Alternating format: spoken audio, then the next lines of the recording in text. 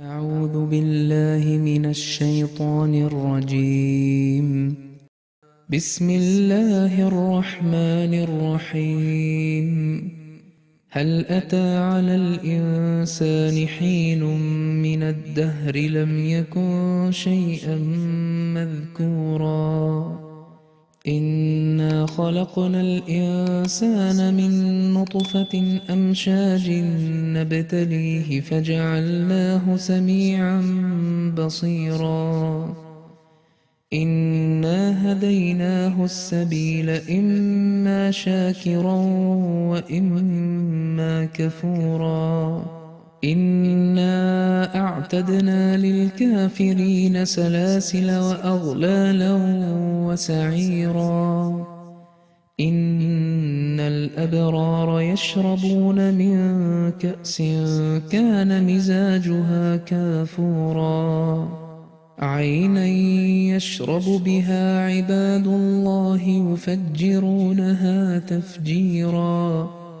يوفون بالنذر ويخافون يوما كان شره مستطيرا ويطعمون الطعام على حبه مسكينا ويتيما وأسيرا إنما نطعمكم لوجه الله لا نريد منكم جزاء ولا شكورا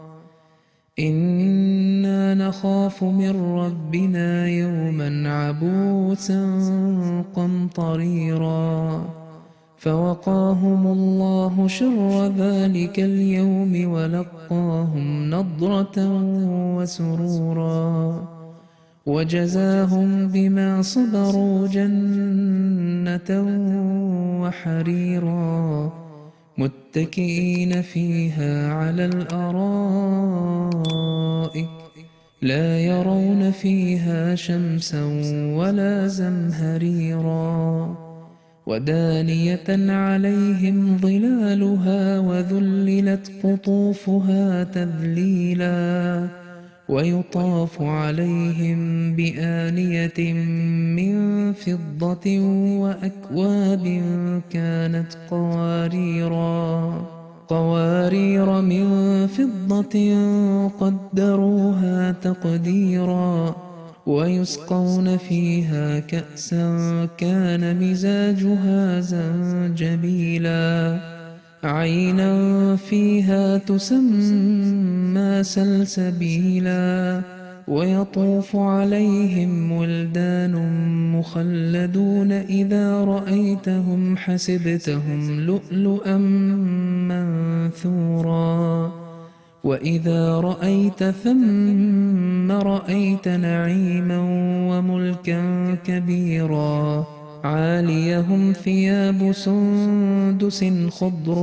واستبرق وحلوا أساور من فضة وسقاهم ربهم شرابا طهورا إن هذا كان لكم جزاء وكان سعيكم مشكورا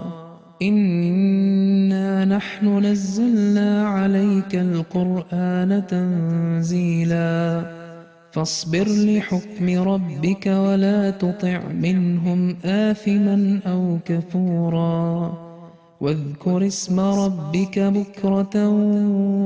وأصيلا ومن الليل فاسجد له وسبحه ليلا طويلا إن هؤلاء يحبون العاجلة ويذرون وراءهم يوما ثقيلا نحن خلقناهم وشددنا أسرهم وإذا شئنا بدلنا أمثالهم تبديلا إن هذه تذكرة فمن شاء اتخذ إلى ربه سبيلا وما تشاءون إلا أن يشاء الله إن الله كان عليما حكيما يدخل من يشاء في رحمته والظالمين أعد لهم عذابا أليما